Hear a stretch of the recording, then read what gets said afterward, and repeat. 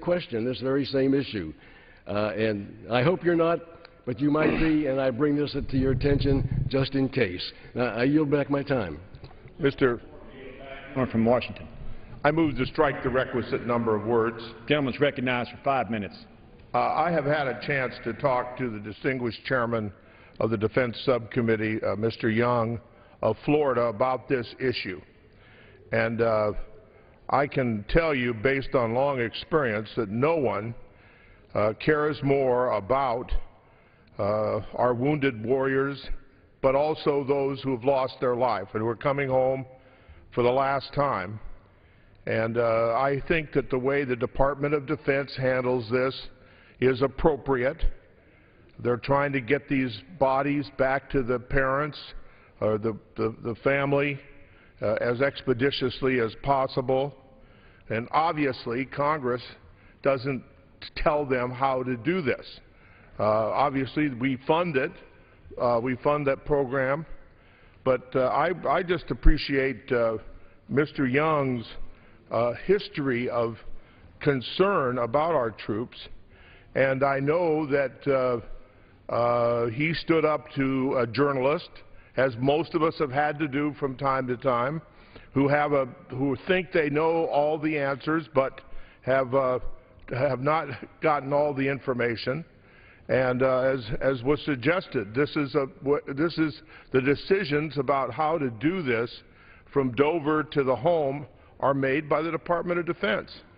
And I think that it's done appropriately, and I think it's done in a dignified way and a way that all of us can be proud of. So I appreciate what Mr. Young has done here, and I just want him to know that I support him and will be glad to talk to any reporter. I see the distinguished chairman of the authorizing committees here as well, and maybe it's necessary to have another meeting and bring in some of the senior members of the House and who are leaders in defense to talk to this reporter, to try to make him understand how this actually functions. But I yield back my time, and just want my good friend Mr. Young to know that we support him, and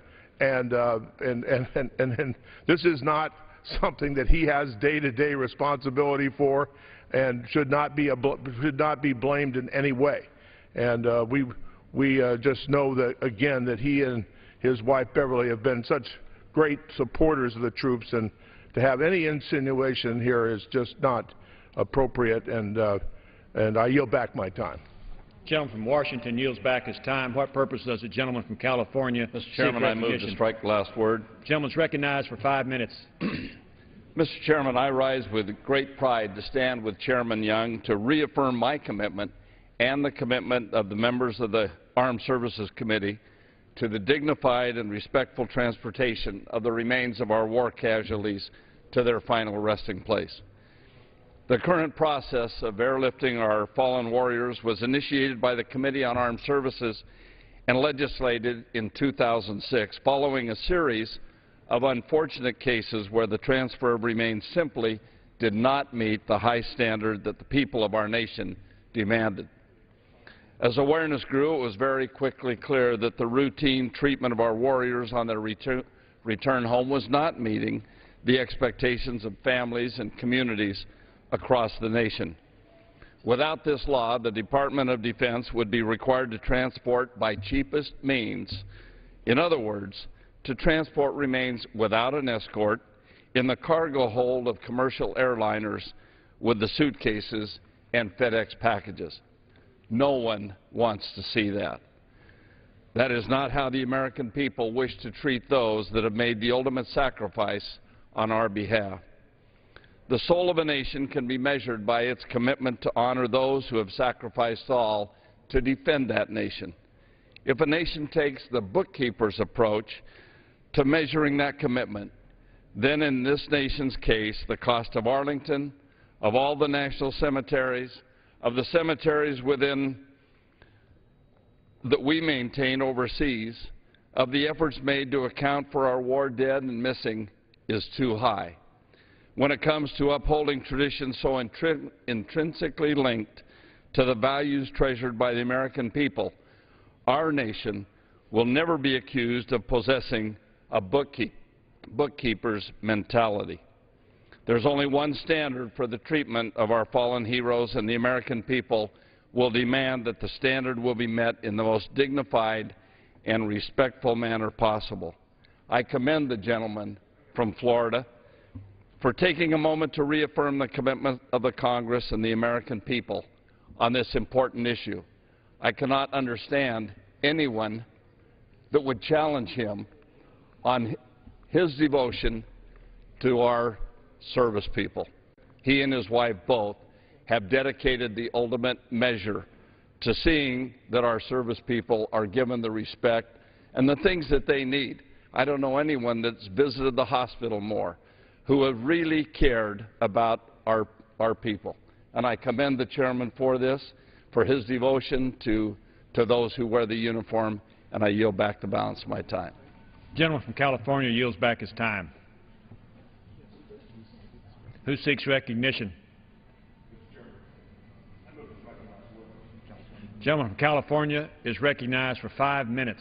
Thank you, Mr. Chairman. I simply, as you've been talked about by your colleagues here, Mr. Chairman, and as a United States Marine that served in Iraq and Afghanistan and saw the bodies and the caskets, the flag-draped caskets, get put into the back of airplanes and sent off of the battlefield in those two theaters with dignity and respect, I want to thank you for standing up for the fact that we accept them back into our arms in this nation with the same dignity and respect.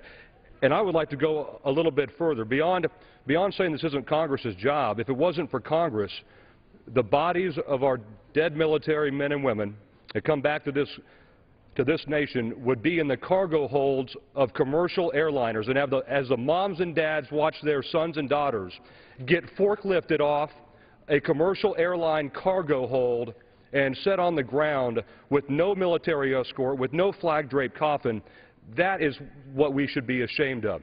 And I would say that this is an issue that resonates with anybody that has worn a uniform or any family that has had to receive the remains of a loved one. Those that die for this nation should be handled by honor guards, not by forklifts. It's harsh but true, but people who question the necessity of this process need to examine their soul and ask themselves if they are even worthy of the freedoms that are protected and secured by our military heroes. There is no extravagant cost. There are no luxury accommodations. Those who pay for our freedom with their lives deserve to be treated with respect and handled as the heroes that they are.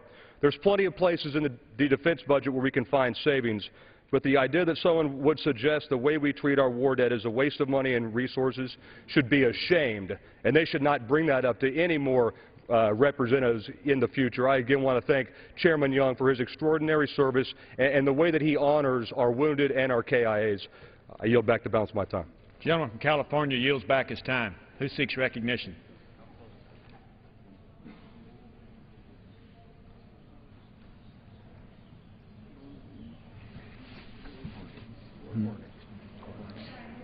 What purpose does the gentlewoman from Oregon rise?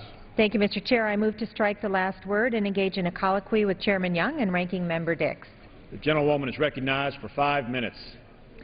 Thank you, Mr. Chair. Yesterday, the House adopted an amendment I offered with Congresswoman Buerkle, directing the National Guard to conduct a capability assessment of the medical equipment in its domestic Humvee ambulances. This will pave the way for the retrofitting of Humvee ambulances that lack adequate cardiac monitoring and resuscitation equipment.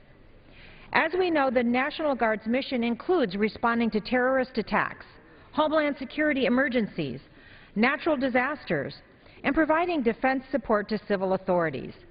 This equipment will allow the Guard to effectively carry out their mission. But the retrofitting of currently owned Humvee ambulances is not enough. To purchase ambulances in the future that lack cardiac monitoring and resuscitation equipment is, frankly, irresponsible.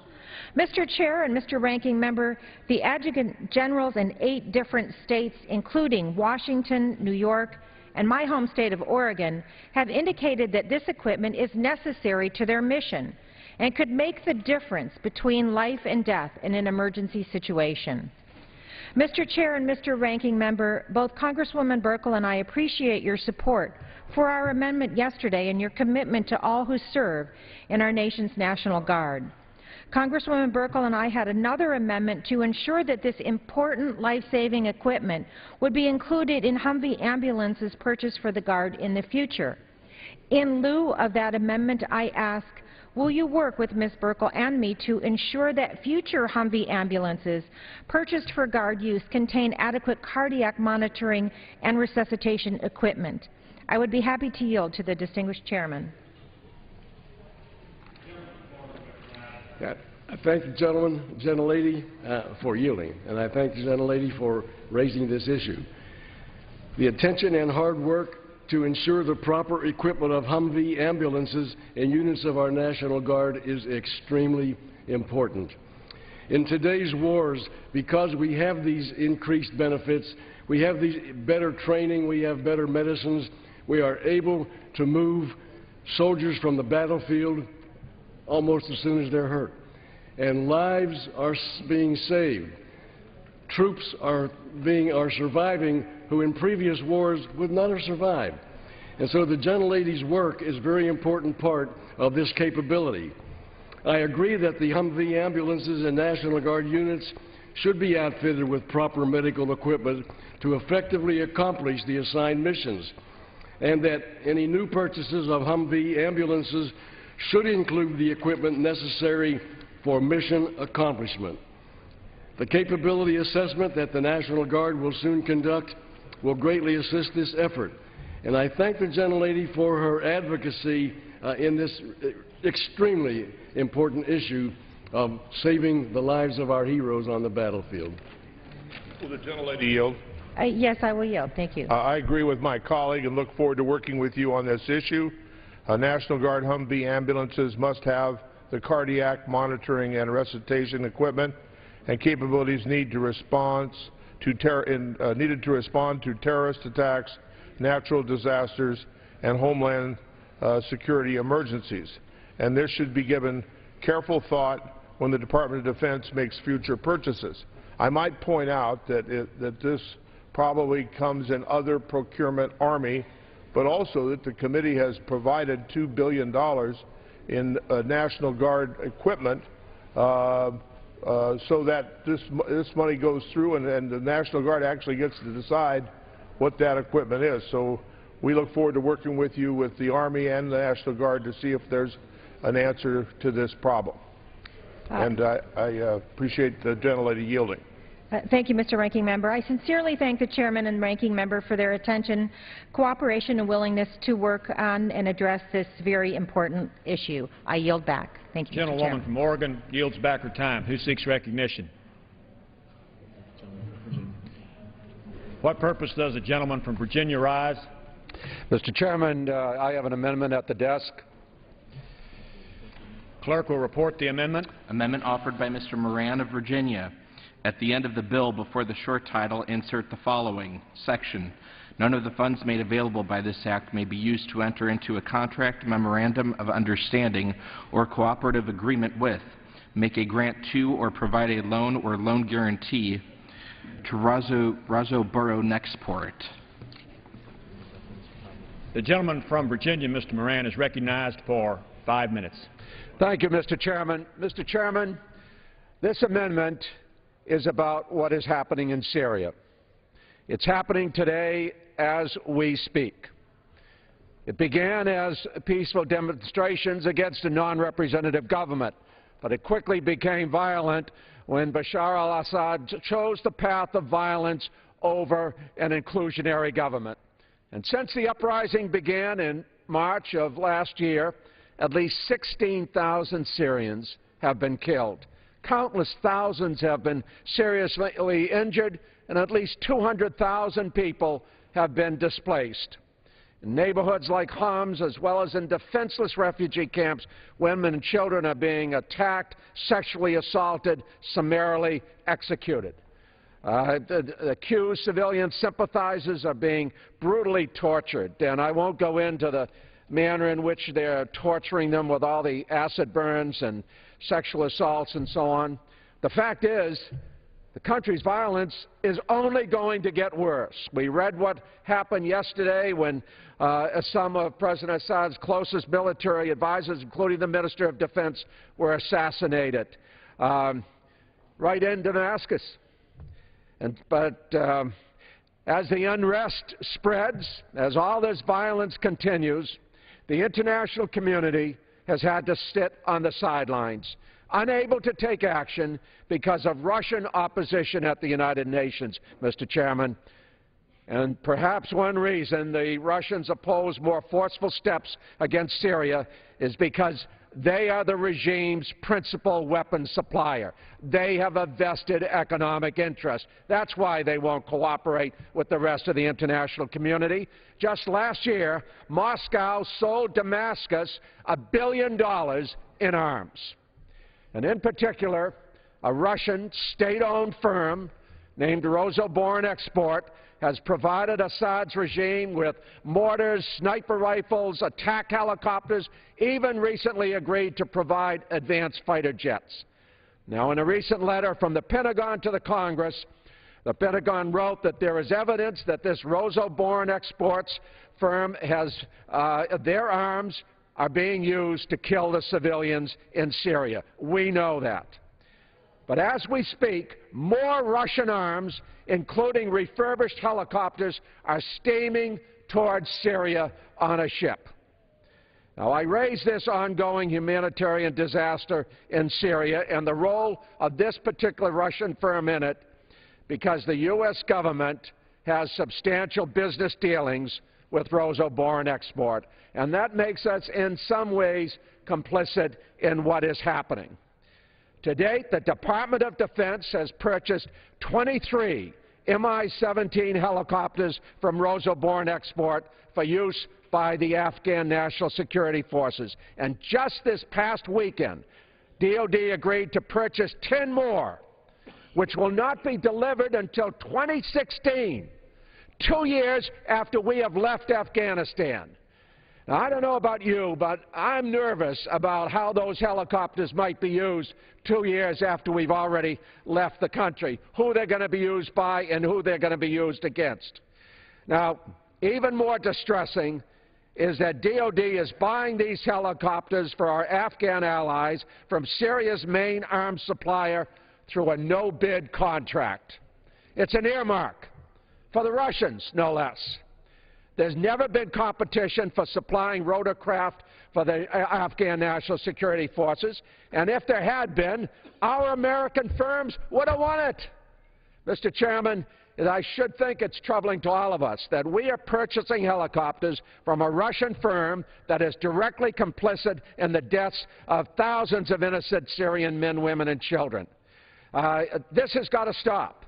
What this amendment would do is to simply say no more purchases from this Russian arms supplier. We don't need to be purchasing any more helicopters for years in advance when we're not even present in the country. The Russians have vetoed more forceful UN resolutions. They're preventing an expansion of the current UN mandate. So our affairs, at least with Rosoboronexport, have to be stopped. We have to divest ourselves from what basically are lords of war. And this amendment would stop our business dealings with Syria's principal arms supplier. Otherwise, our condemnations of what Syria's regime ring hollow. So, Mr. Chairman, I would urge support for the American taxpayer and for this amendment. Thank you, Mr. Chairman. Time has expired. This seeks recognition. What purpose does the gentlelady from Connecticut? Gentlewoman from Connecticut is recognized for 5 minutes. I rise in support of my colleague's bipartisan amendment which prohibits any funds provided in this act from being used to fulfill the Defense Department's current contract with Rosoboronexport, the Russian state arms dealer currently providing weapons to Syria for M-17 helicopters for the Afghan security forces. This amendment builds upon the bipartisan-supported amendment added to the House authorization bill that prohibits future contracts along the same lines and requires future contracts to be competitively bid so that U.S. manufacturers can compete on these taxpayer-funded deals. For over a year now, we have seen Syrian President Bashar al-Assad respond to peaceful demonstrations by the Syrian people with a brutal crackdown. According to the Syrian Observatory for Human Rights, over 17,000 people have been killed by the regime since violence began there in March 2011. Fighting this week has further intensified in and around Damascus, and there are reports after similar violence in Hula and Kubar that more than 100 civilians have been massacred in Trems. This is on top of torture, sexual violence, interference with access to medical treatment, and many other gross human rights violations perpetrated by the al-Assad regime. At the same time, Russia continues to provide that regime with the means to perpetrate widespread, systematic attacks on its civilians. Last year alone, they reportedly sold Damascus $1 billion in weapons. In January, they signed a deal with Damascus to supply Syria with 36 combat jets. Last month, Secretary of State Clinton expressed concern that Russia is sending attack helicopters to Syria. The New York Times last Saturday, in an article on the defection of Syrian Air Force Captain Ahmed Trad, detailed the use of rocket-equipped M-17 helicopters by the regime. Earlier today, Russia, along with China, just today, vetoed a UN Security Council resolution that would have sanctioned the Assad regime for the continued use of heavy weapons. Yet, incredibly, the U.S. Defense Department has purchased 21 Mi-17 helicopters for the Afghan security forces and is reportedly purchasing 10 more through a no-bid contract with the Russian company, even though it supplies arms to Syria and was for years on the U.S. sanctions list for providing illegal nuclear assistance to Iran. If U.S. taxpayer dollars are going to be spent providing helicopters to the Afghans, those dollars should be spent on American systems that create jobs here at home. There are American companies available to manufacture the aircraft, which would increase interoperability with both the U.S. and NATO forces and support American manufacturing. And the Defense Department is reportedly already training the Afghans how to fly and maintain American-made helicopters. At the very least, there should be an open competition for procurement of these helicopters, a competition we believe superior American manufacturers would win. In any case, American taxpayers' dollars should not be used to subsidize al-Assad's murderous regime in Syria. This amendment will end this no-bid contract, stop the use of federal dollars to subsidize the massacres being perpetrated by the al-Assad regime. I urge you to support this bipartisan amendment, and I yield back. Gentlewoman yields back her time. I rise to strike the last word. The gentleman from Florida is recognized for 5 minutes.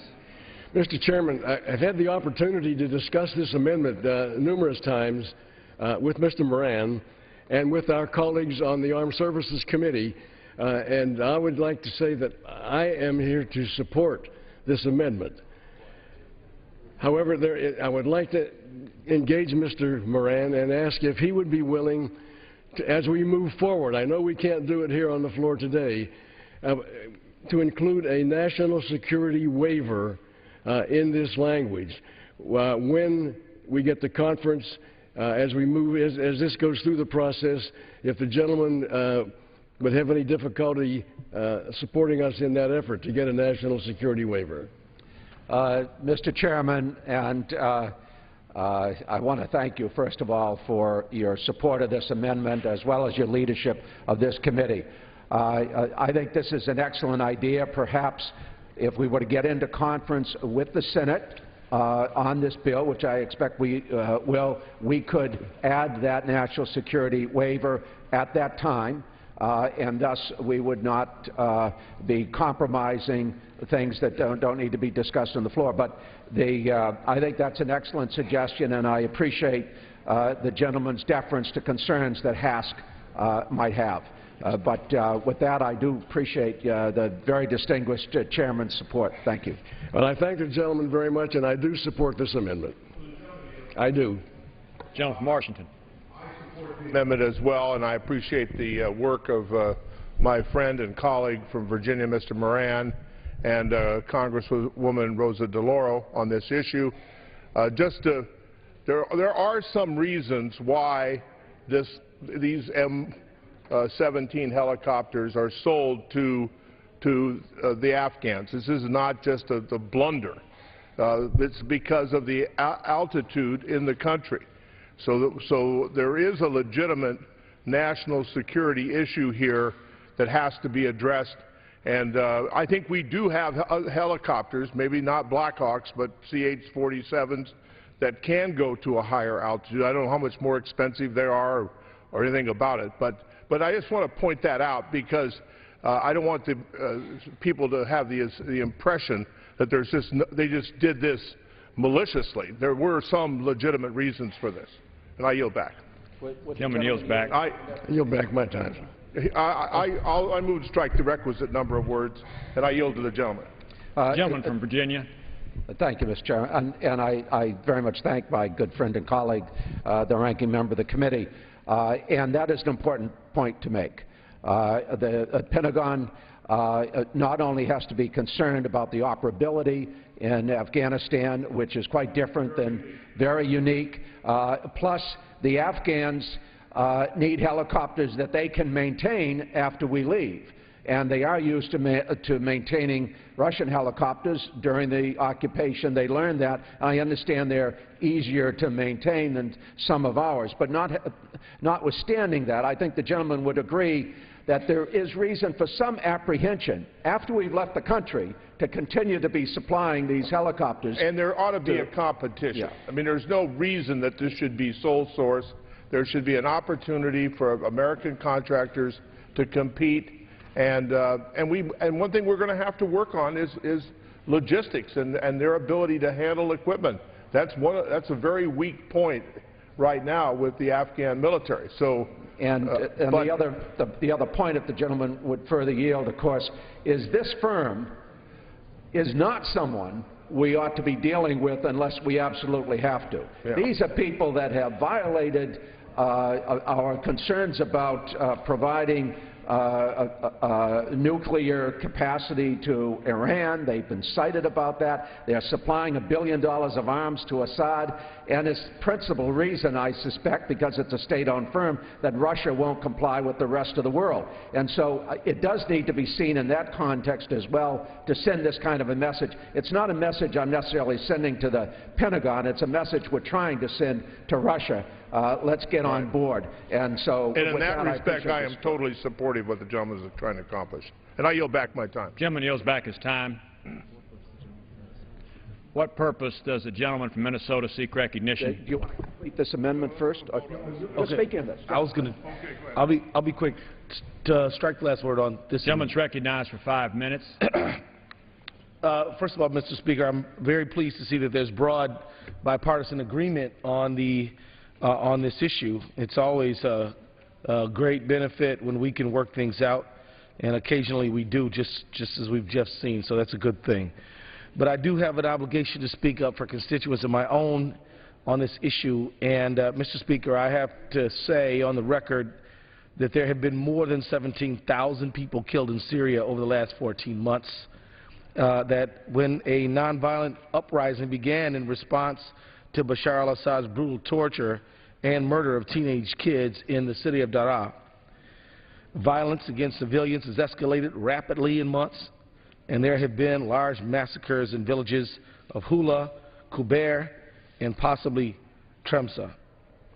The international community, including the Arab League, has overwhelmingly condemned al-Assad's violent repression. One country, Russia, has refused to stop arming al-Assad and his murderous campaign. In fact, a Russian cargo ship could deliver military helicopters to Syria this week.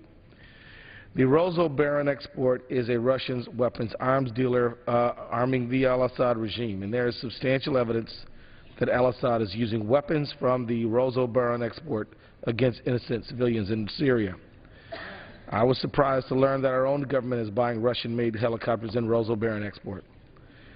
Put simply, our government is supporting Syria's arm dealer, which is enabling the Syrian regime's bloody crackdown. This should stop, and that's why I urge all to support this amendment, which it looks like there's broad agreement on. American taxpayers should not be supporting Syria's arm dealer.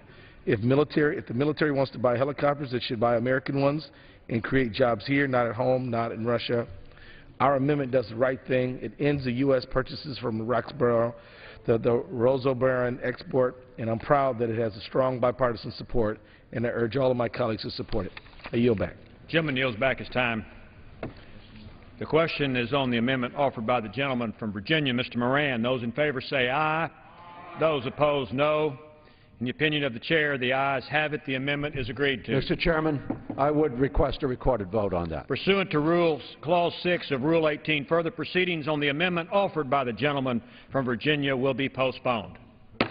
What purpose does the gentleman from Ohio seek recognition? I have an amendment at the desk. Clerk will report the amendment. Amendment offered by Mr. Turner of Ohio. At the end of the bill, before the short title, insert the following section. None of the funds made available by this act may be used to, 1, reduce the nuclear forces of the United States in contravention of Section 303B of the Arms Control and Disarmament Act, 22 U.S.C. 2573B, or 2, to implement the Nuclear Posture Review Implementation Study or modify the Secretary of Defense Guidance for Employment of Force, Annex B, or the Joint Strategic Capabilities Plan, Annex N. The gentleman from Ohio, Mr. Turner, is recognized for 5 minutes. Mr. Chairman, I rise in support of the Turner-McKeon-Thornberry amendment. I, as chairman of the House Strategic Forces Subcommittee, am offering this amendment along with the House Armed Services Committee Chairman, Mr. McKeon, and the Vice Chairman, Mr. Thornberry. For 66 years, the U.S. nuclear deterrent has kept us safe and our allies safe from large-scale war under a remarkably consistent policy supported by presidents of both parties. Now, however, President Barack Obama appears to be unilaterally changing it for reasons not yet explained. White House Armed Services Committee Chairman Buck McKeon and 31 other committee members and I recently wrote to the President expressing concern over reports that he is directing a review of U.S. nuclear weapons strategy that could result in the U.S. reductions of up to 80%. We asked to understand what the President is doing and why. We've received nothing back from the President. The Obama administration reportedly is weighing at least 3 options for reducing U.S. nuclear forces, cutting to roughly 1,000 to 1,100, 700 to 800, or 300 to 400. Our arsenal now includes about 5,000 warheads, with approximately 2,000 deployed warheads permitted under the New START Treaty. The remaining 3,000 are kept in storage as a hedge against advancements by other nations. Russia has 4,000 to 6,500 warheads, and China is reported to have more than 300, though no one outside of the Chinese Communist Party knows for sure how many they have. These countries, as well as India, Pakistan, building a stockpile expected to soon surpass that of Britain itself, France, North Korea, and perhaps soon Iran, have active nuclear weapons modernization programs. Only the United States does not.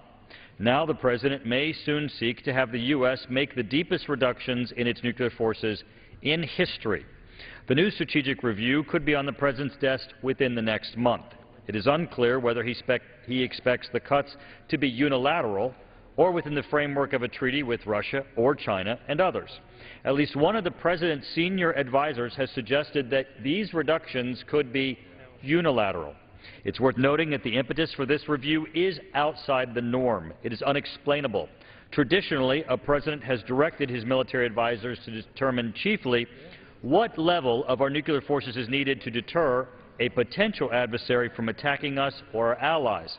The answer to that question should be what drives the strategy, not a President's political ideology. For example, this is how Secretary Powell stated that President Bush looked at the issue. He stated, President Bush gathered his advisors around him and he instructed us as follows: find the lowest number we need to make America safe today, and to make America safe in the future. Do not think of this in Cold War terms. The House Armed Services Committee has been asking questions, holding briefings with the administration, even hearings about the detail that we need to explain what the administration is doing. Unfortunately, the only information we have at this point is what we're learning from the media. Why would the administration be unwilling to share even the basic terms of reference for this review known as Presidential Policy Directive 11? Why wouldn't it share other basic instructions from the Defense Department? The President, after all, is directing a strategic review that could border on disarmament and significantly diminish U.S. strength. It is not even clear that the unilateral reductions to the U.S. nuclear forces that are currently required by the New START agreement are in the best interest of our national security, and the Defense Department refuses to tell Congress how it plans to implement that treaty. The Senate was ultimately comfortable with those reductions once the President promised to provide his own plan for modernization of our U.S. nuclear deterrent.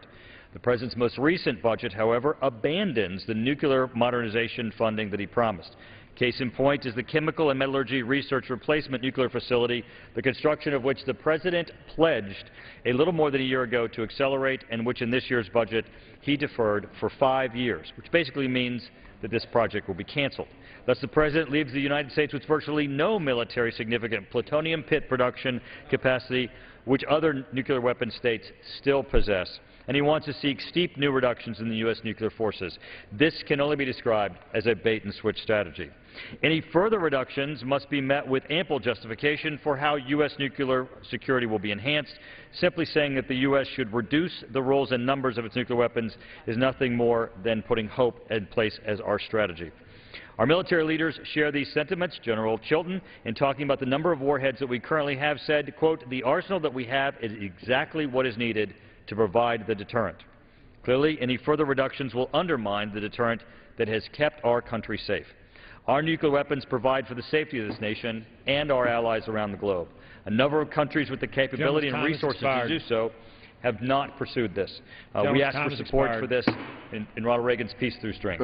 Mr. Chairman, I move to strike the last word. I'd be happy to yield to the gentleman. What purpose does the gentleman from Washington seek recognition? I rise in opposition to this amendment.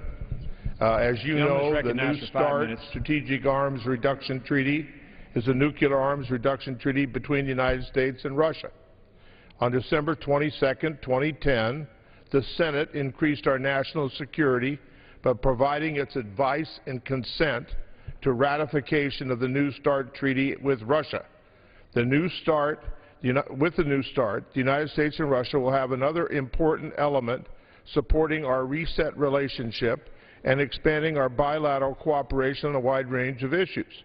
As the President said during the end of the last Congress, the treaty is a national security imperative as well as a cornerstone of our relations with Russia. Under the terms of the treaty, the U.S. and Russia will be limited to significant, fewer strategic arms within 7 years from the date of the treaty entered into force. Each party has the flexibility to determine for itself the structure of the strategic forces within the aggregate limits of the treaty.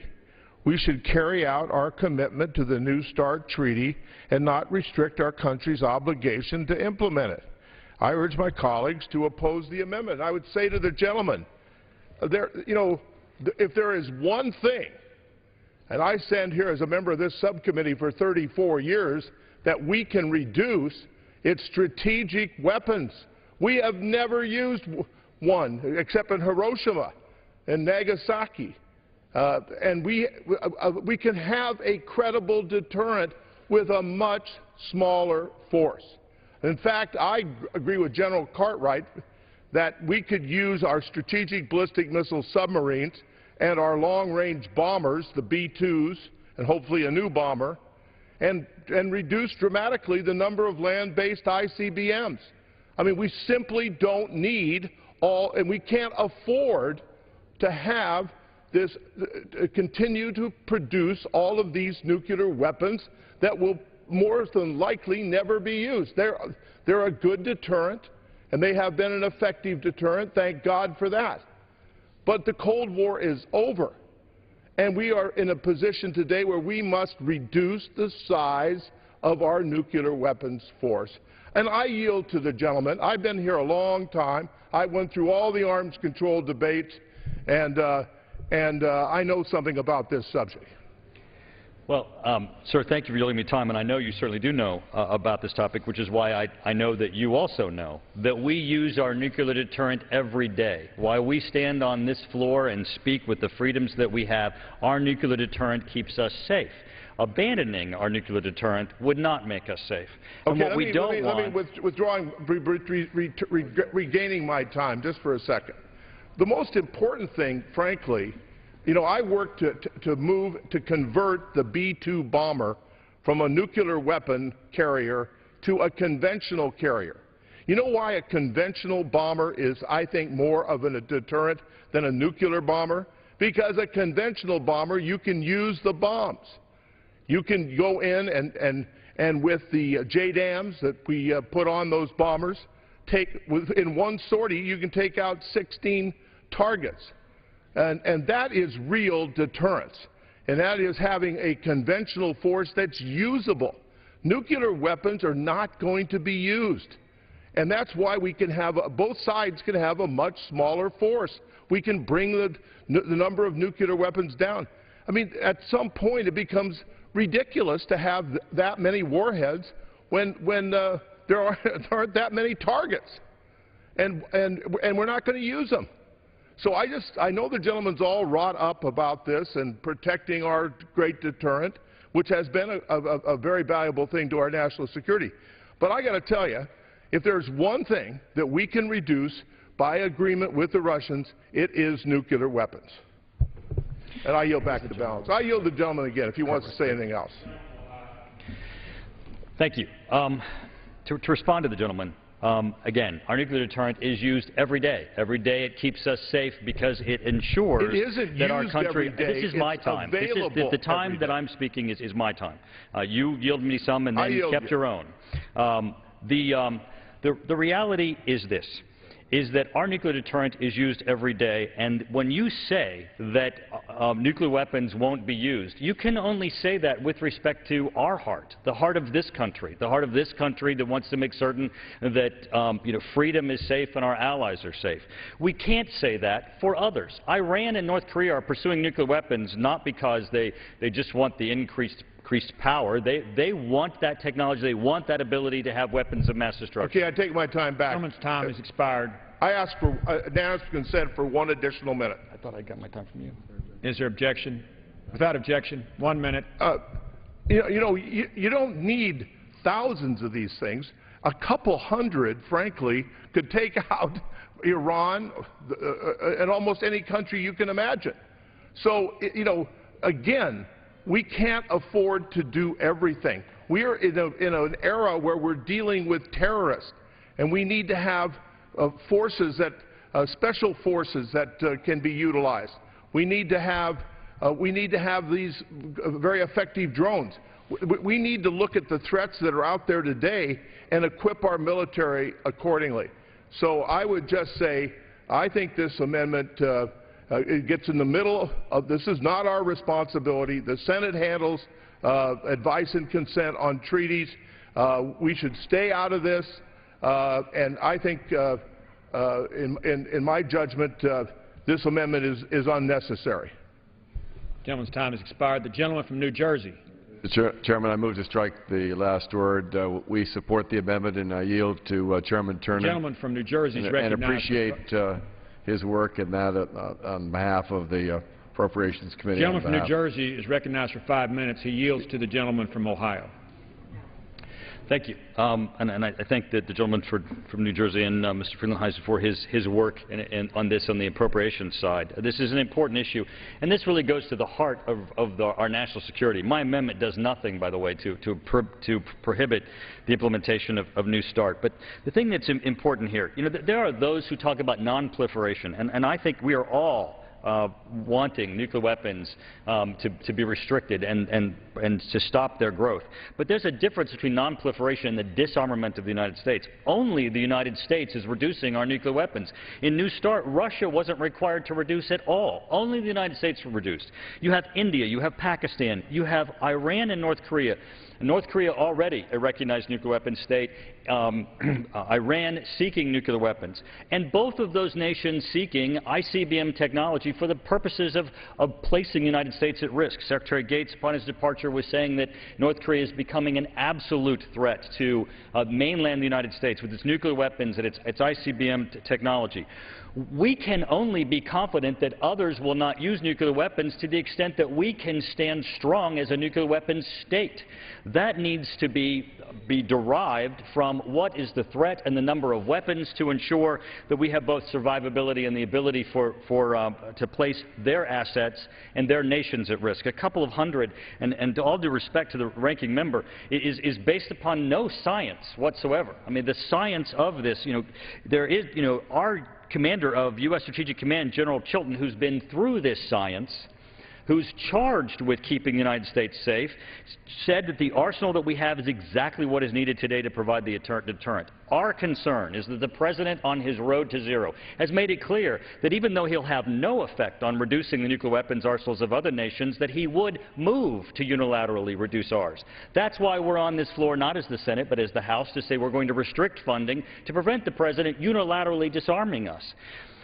If the President is committed to a road to zero, show us any evidence that he's able to persuade anyone else to reduce their nuclear weapons, because we don't have any evidence of anyone else reducing except the President trying to reduce ours. I yield back to the gentleman from New Jersey. Mr. Chairman, I yield back my time. Gentleman from New Jersey yields back his time. The question is on the amendment offered by the gentleman from Ohio, Mr. Turner. Those in favor say aye. Those opposed, no. Opinion of the Chair, the ayes have it. And we request a recorded vote on that amendment.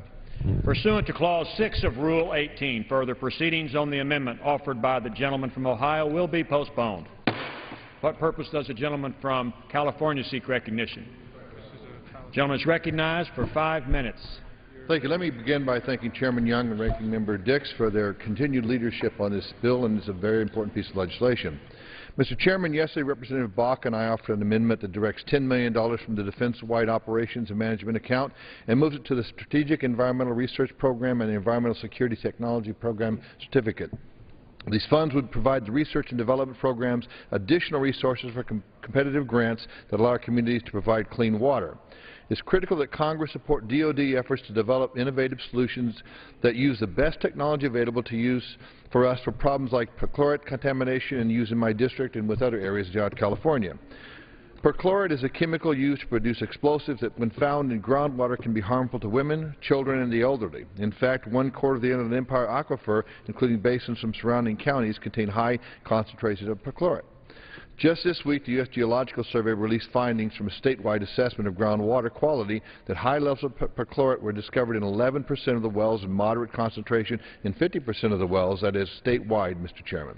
Groundwater contamination and other contamination from former defense sites are becoming increasingly problematic throughout the nation. Based on those facts, I would like to yield to the Chairman for the purpose of entering into a colloquy with hopes that we can work with this issue in the future. Gentleman yield? Yes, I do. Thank the gentleman for yielding, and I want to thank Mr. Miller. The committee does in fact recognize that these R&D programs provide necessary resources that help invest in innovative new technologies which benefit local communities that are dealing with these contamination issues through competitive grants. We look forward to working with Mr. Miller to see how we can properly address the needs of communities looking to provide clean water to all of their citizens. I thank the Chairman for agreeing and committing to work with me on this issue. I'd like to thank Representative Baca for his leadership and support on this issue, and I yield back the balance of my time. The gentleman from California yields back his time. What purpose does the gentleman from New York seek recognition? Mr. Chair, I have an amendment at the desk. The clerk will report the amendment. Amendment offered by Mr. Tonko of New York. At the end of the bill, before the short title, insert the following, Section, none of the funds made available by this Act may be used to pay a contractor under a contract with the Department of Defense for costs of any amount paid by the contractor or any subcontractor of the contractor to an employee performing work under the contract or any subcontract under the contract for the compensation if the compensation of the employee for a fiscal year from the federal government for work under federal contracts exceeds $230,700, except that the Secretary of Defense may establish one or more narrowly targeted exceptions for scientists and engineers upon a determination that such exceptions are needed to ensure that the Department of Defense has continued access to needed skills and capabilities. This section shall apply to contracts entered into during fiscal year 2013. What purpose does the gentleman from Florida seek recognition? Mr. Chairman, I reserve a point of order on the gentleman's amendment. A point of order is reserved. The gentleman from New York is recognized for 5 minutes. Thank you, Mr. Chair. I rise to offer an amendment to the FY13 Defense Appropriations Bill. My amendment is a modest, straightforward reform to fix the current cap on federal salaries paid to government contractor executives. This is part of a bipartisan reform that I and our colleague, the gentlewoman from California, have been working on for the past 2 years. And despite significant bipartisan progress in the Senate, this issue has never once been allowed so much as a vote in the House. And I expect today will be no different. Nevertheless, Mr. Chair, it was once my understanding that the highest individual salary funded by the American taxpayer was that of the President of the United States at a total of $400,000. But it turns out that the leader of the free world isn't actually the highest paid executive on the taxpayer's payroll. The highest federal government salaries are actually earned by private sector executives who can be paid nearly $770,000 in taxpayer dollars under current law. That's nearly twice the salary of the Commander-in-Chief and more than 3 times the salary of the Secretary of Defense. In fact, gaping loopholes in the law mean that many can earn far more. Let me emphasize that these are federally funded salaries for private sector executives, funded 100% by the American taxpayer. You won't find these exorbitant pay rates on government pay schedules, and they certainly aren't subject to the pay and hiring freeze. In fact, just weeks ago, top government contractors got a $70,000 raise on the taxpayer's dime for no reason other than the current law demanded it. That raise alone, $70,000, is more than the salary of most federal employees. That raise brought the current cap on federal reimbursements for contractor compensation up to nearly $770,000, an incredible 10% raise for the top echelons of a contractor workforce that is estimated to outnumber federal civilian and military personnel by more than 2 to 1. To put that delta into perspective, compare the 10% contractor increase to the 1.7% raise that this bill proposes for our women and men in uniform. Compare it to the total pay freeze under which our civilian personnel are operating. If you believe that reining in personnel costs is a smart way to reduce the deficit, then you cannot possibly argue that we should maintain a blank check for the estimated 7 million contractors on the federal government payroll. This problem started in the late 1990s with a law that created the current deeply flawed formula to reimburse government contractors for the pay of their top executives. The so-called cap under this law has grown by leaps and bounds each year, increasing by more than 75% in just the last 8 years. That is an unsustainable and unjustifiable trend that must be put to a stop. And in a year where we can agree on so little, I have found that many of us can agree on this. From 2001 to 2010, spending on service contractors rose by 137%, making it one of the Pentagon's largest cost drivers. Given the rampant growth in contract spending, the Army estimated earlier this year that limiting contractor compensation to even the salary of the President, that's $400,000, would have saved the taxpayer $6 billion in fiscal year 11 alone, or a savings of approximately 15% in contract services. $6 billion. That's only for the Army, and that's only in 1 year. Imagine what we could be saving government-wide.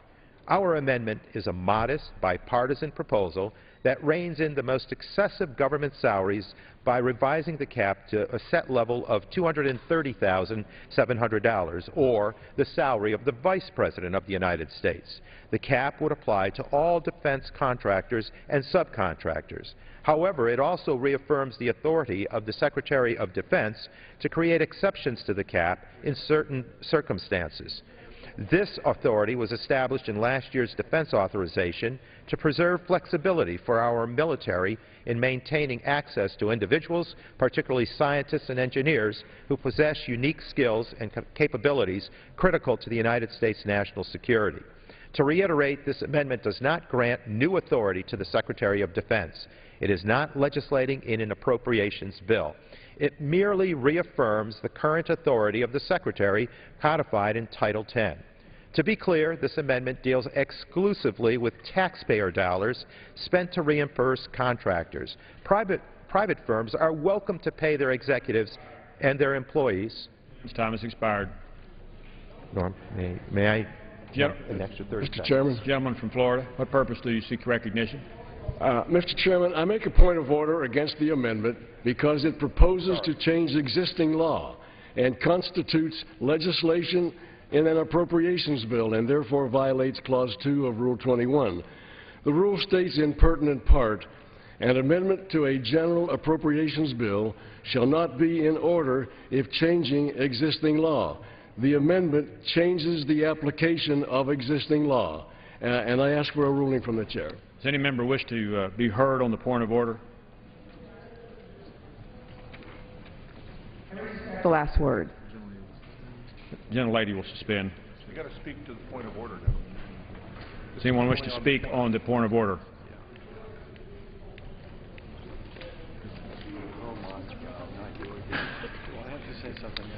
The chair finds that this amendment includes the language conferring authority on the Secretary of Defense to establish certain exceptions. The amendment therefore constitutes legislation in violation of Clause 2 of Rule 21.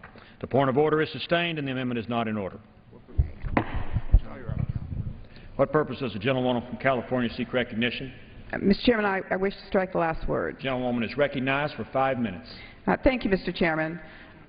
I rise to support an amendment by my good friend and colleague from New York to cap excessive contractor compensation. Ballooning contractor costs are wasting taxpayer dollars and weakening our national defense. While our government employees accept pay freezes, the Office of Federal Procurement Policy raised the cap on executive compensation for contractor executives by 10% to nearly $770,000. This, my friends, is a no-brainer. We can't afford to pay contractors twice the President's salary. Now, mind you, this does not mean that the CEOs can't make more than $777,000. They can, in fact. In fact, they can be paid much more by their shareholders. We want to reduce the amount of money they make to no more than that of the President.